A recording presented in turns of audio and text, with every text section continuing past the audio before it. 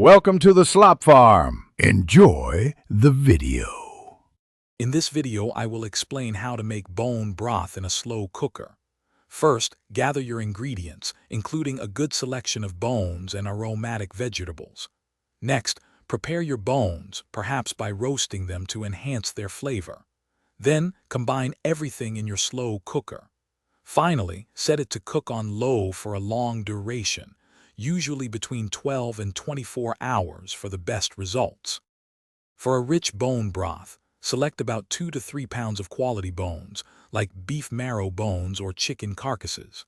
Incorporate aromatic vegetables such as 2 carrots, 2 celery stalks, and 1 onion, roughly chopped. Don't forget 1 tablespoon of apple cider vinegar. It helps draw out beneficial minerals.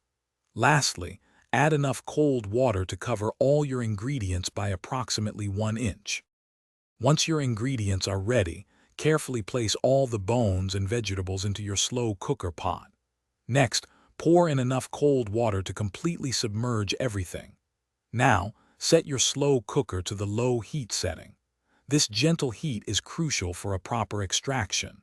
Allow it to cook for at least 12 hours, and for maximum benefit, you can extend this to 24 hours. After cooking, carefully strain your bone broth through a fine mesh sieve into a large bowl or pot. Discard all the solids, including the bones and softened vegetables. It's important to let the broth cool completely to room temperature before storing it.